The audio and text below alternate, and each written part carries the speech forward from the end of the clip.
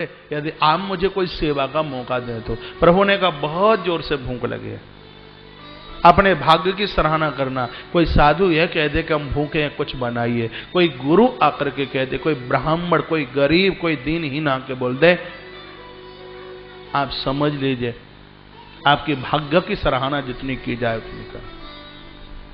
कह दिया हम भूखे हैं। मैया ने कहा बताइए क्या बनाए। रानी बोली है, कहा कि हम जीमते हैं उससे पहले हमारा यह नियम है कि हमारा जो सिंह है उसको हम खिलाते हैं। राजा ने कहा क्या खाएगा तुम्हारा शेर बताइए। कहा इसकी आदत बिगड़ी है, नवजात बच्चे का मांस खाता है ये सिंह, वो भी किसी दूसरे के घर का नहीं, अपने घर का। आंखें भर आई, राजा नीचे गिर पड़े। घर में इकलौता एक ही बालक था, ताम्रध्वज। हाथ जोड़ के कहा वंश निर्वंश हो जाएगा। घर में दूसरा बेटा नहीं है। प्रभु ने कहा कोई बात नहीं हम चले जाते हैं। इतने में छोटा बालक ताम्रध्वज आया और आकर के बोला पिताजी मरना तो सबको एक दिन है, यदि मेरी आहुति डाल दोगे तो ऊपर अंबर और नीचे ये धरा रहेगी, मई रहेगी, अवनी धरती पर रहेगी, तब तक तुम्हारा नाम चलेगा। मेरी आहुति डाल दीजिए, आपका यह भाग्य होगा। संत मांग रहे। भगवान ने कहा राजा रानी दोनों मिलकर आरा चलावें सिर के ऊपर, दाहिना भाग हमारा सिंह खाएगा। यदि दोनों में से किसी की आंख में आंसू भी आ गए तो हम श्राप देके चले जाएंगे। तुम छोटा बेटा मां बाबूजी के मध्य में बैठ गया। लकड़ी चीरने वाला आरा उठाया गया। हिंदुस्तान उन गौरवान्वित लोगों का देश है। अतिथि सेवा में यहां तक राजा करने को तैयार है। बेटे के माथे के ऊपर आना रखा है। रानी की आंखें भर आई हैं, रो पड़ी। भगवान ने कहा रानी की आंख में आंसू आ गए हैं, हमें कुछ नहीं चाहिए, जाते हैं। रानी बोली प्रभु हमारा बेटा समाप्त हो रहा है। हे ब्राह्मण देवता हम इसलिए नहीं रो रहे, हमारी आंख में आंसू इसलिए है कि दाहिना अंग तो संतों की सेवा में आ जाएगा, लेकिन मेरे पुत्र के बाएं अंग का क्या होगा, इसलिए मैं रो पड़ी। भगवान बैठ गए। आरा चलाया, बच्चे के दो भाग कर दिए। दाहिना भाग सिंह के सामने डाला, खत्म कर दिया। तत्पश्चात प्रभु ने कहा स्नान करो और 5 थाली बनाओ। रानी ने स्नान किया, 5 थाली बनाई हैं पंक्तिबद्ध परोस दी। एक थाली पर कृष्ण, एक पर अर्जुन, 3 थाली खालियां थी। तो भगवान बोले राजा रानी को 2 थालियों पर आप बैठिए। और जिसके घर में इकलौते बच्चे की मौत हो गई हो वहां तो पानी भी पीना बड़ा मुश्किल, भोजन कैसे किया जाता। राजा की आंखें भर आई हैं। प्रभु ने कहा बैठना पड़ा। एक थाली खाली थी। कहा अपने बेटा ताम्रध्वज को बुलाओ, ये थाली उसके लिए। राजा रो पड़ा। रानी पछाड़ खा के गिर पड़ी। कहा हे महात्मन एक ही इकलौता बेटा था, आपके सामने उसकी आहुति डाल दी गई है, मेरे घर में और संतान नहीं है। कह दिया हम पानी भी नहीं पिएंगे, नहीं बेटे को बुलाइए। कहा है नहीं। भगवान ने आवाज लगाई बेटा ताम्रध्वज, पुत्र ताम्रध्वज सामने के कक्ष में से दौड़ता हुआ बालक चल के आया है। भगवान ने दौड़कर अपने अंक से लगा लिया उसी बच्चे को। आकाश से दुंदुभियां फूलों की वृष्टि, जय जयकार की आवाज हुई है। ठाकुर जी ने स्वयं अपने हाथों से उस बच्चे को भोजन कराया। राजा रानी को कहा कि अब तुम मांग लो, तुम्हें क्या चाहिए। राजा रो पड़े। का भगवान आपने बड़ी कृपा की, आप पधारे। आप देना ही चाहते हैं तो हमें आप यह दे दीजिए कि कलयुग आ रहा है। कलयुग में किसी भक्त की ऐसे परीक्षा मत ले बैठना, नहीं आपकी बदनामी हो जाएगी। ये वाक्य हमें दे दो, हमारी मांग आपसे यही। परमात्मा ने वहां एक बात कही। भगवान कृष्ण कहते हैं मूर्ध्वज नाम तो दुनिया में तुम्हारा चलेगा, तुम्हारे माध्यम से यह मैं बोलना चाहता हूं कि प्राणों की आहुति डाल के भी अतिथि सेवा होती है तो सस्ती है।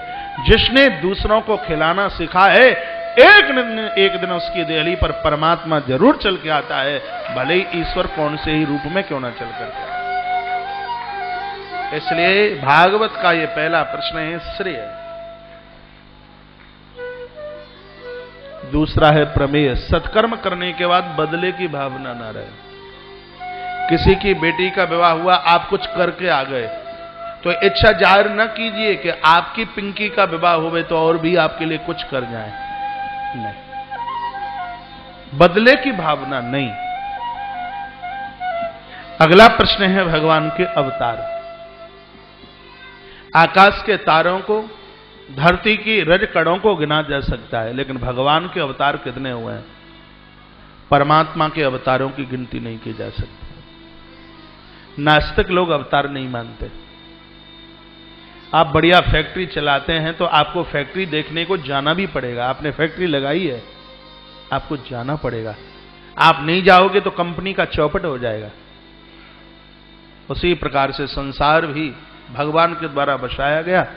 जैसे आप अपनी फैक्ट्री, कंपनी, ऑफिस जाते हैं, लोग खड़े होकर के तुम्हारा मान सम्मान करते हैं, साहब आए, साहब आए। उसी प्रकार से संसार रूपी कंपनी को देखने के लिए मेरा परमात्मा 24 बार इस धरा पर आया, तब हमने उसको अवतार रूप में स्वीकार कर लिया। 24 बार आए हैं भगवान धरती पर। सबसे पहले भगवान ऋषि बनकर आए हैं। लिखा है स एव प्रथमो देव कौमारम सर्गमास्ततः। ये 24 अवतार आपको याद हो जाए। पहले अवतार में प्रभु सनक सनंदन सनातन संत कुमार के रूप में पधारे, ऋषि बनकर आए। ये ठाकुर जी का पहला अवतार हुआ। दूसरे अवतार में भगवान वराह बनकर के आए। वाराह सूकर रूप से प्रभु पधारे। विधाता ब्रह्मा की नाक से भगवान प्रकट हुए। आगे आप सुनेंगे। तीसरे अवतार में देवर्षि नारद,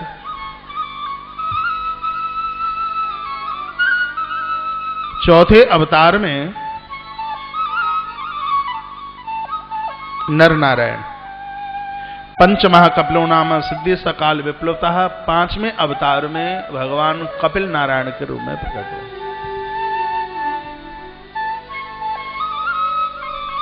यह अवतार तो आपके नजदीक ही है। गंगा सागर कितना पड़ता होगा यहां से? ज्यादा दूर है। भगवान कपिल देव प्रकट हुए। छठवें अवतार में अत्रि महाराज के यहां अंशिया माता के द्वारा धरती पर भगवान दत्तात्रेय पधारे।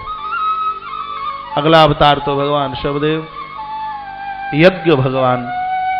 नवम अवतार में भगवान पृथु बनकर आए हैं। 10वें अवतार में भगवान मत्स्य मछली। 11वें अवतार में भगवान कितना हो गया? पृथु, कच्छप, मछली, मत्स्य। अगला अवतार धन्वंतरी, समुद्र मंथन में से भगवान प्रकट हुए। और अगला अवतार भगवान का मोहिनी के रूप में। और अग्रसर अवतार 14वां अवतार भगवान नरसिंह देव के रूप में प्रकट हुआ। 15वें अवतार में वामन। वही भगवान 16वें अवतार में परशुराम बनकर के आए। 17वें अवतार में वही परमात्मा वेद व्यास। 18वें अवतार में मर्यादा पुरुषोत्तम श्री राम। और 19वें अवतार में बलराम। जो पूर्व में कभी लखन थे वो यहां बलराम, बलभद्र बनके बलराम बन के आए। लेकिन आश्चर्य सा लगता है कि लखन बने तो छोटे और बलराम बने तो बड़े। लखन बन के बहुत कुछ किया और बलराम बन के कुछ नहीं किया। लक्ष्मण बने तो अवतार में नाम नहीं, और बलराम जी बने तो 24 अवतारों में गिनती हो गई। एक आश्चर्य जैसी घटना लगती है। इसके पीछे भी एक कारण छिपा है। वनवास का समय जब प्रभु ने पूरा किया, सुन लीजिए, अच्छा लगेगा। अयोध्या में राम जी आए, गुरुदेव वशिष्ठ को प्रणाम किया। गुरुजी बहुत रोए। राम जी ने पूछा, गुरुजी आप रो क्यों रहे हैं? कहा, राघव अब तो सबको भाई मिले, लेकिन अब लखन जैसा भाई नहीं मिल सकता किसी को। कहा, क्या विशेषता है? जिस लक्ष्मण ने भाई के लिए 14 साल तक नींद छोड़ दी, भोजन छोड़ दिया, पत्नी छोड़ दी, राज सत्ता छोड़ दिया, ऐसा कहां समर्पण युक्त भाई मिलेगा? राम जी ने कहा, सब छोड़ा मानूंगा, लेकिन आहार नहीं छोड़ा, क्योंकि रोज फल देता था खाने को। राम जी ने कहा, लखन फल दिए कि नहीं? लक्ष्मण ने कहा, दिए। कहा, खाए कि नहीं? लक्ष्मण ने कहा, मैंने 14 वर्ष की यात्रा में एक भी फल नहीं खाया। लखन जैसा योगी कहां आएगा? 14 साल तक आपको यह कहा जाए हम हिंदुस्तान का प्राइम मिनिस्टर तुम्हें बनाई देते हैं, लेकिन तुम्हें सोने नहीं देंगे। तो आप प्रधानमंत्री के पद के बिना रह सकते हो, लेकिन आप नींद के बिना नहीं रह सकते। सोना जरूरी है। लेकिन वहारी लखन सोए नहीं 14 साल, भोजन नहीं किया 14 साल, फल नहीं खाए।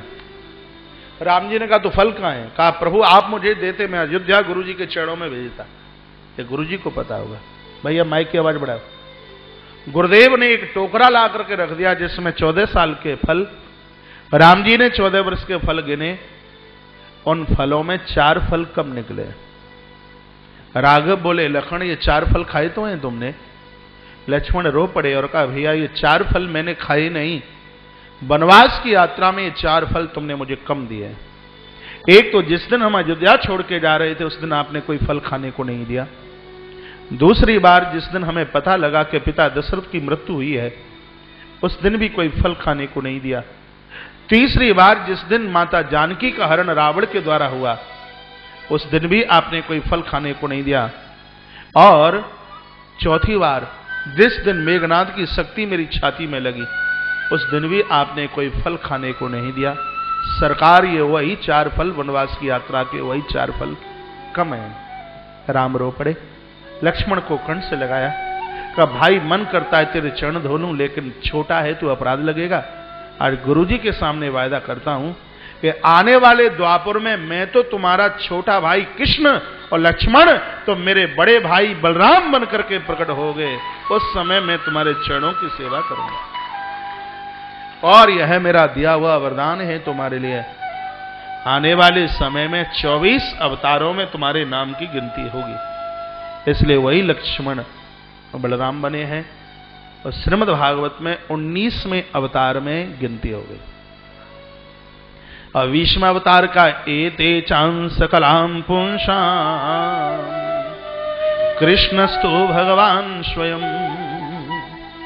20वें अवतार में भगवान कृष्ण चल करके आए। कृष्ण तो कृष्ण है। 23 अवतारों में जो भगवान ने किया वो एक कृष्ण कर सकते हैं, लेकिन जो एक कृष्ण ने किया ये 23 अवतार मिलकर के नहीं कर सकते। कृष्ण तो वो है, योगियों के परम आचार्य हैं भगवान कृष्ण।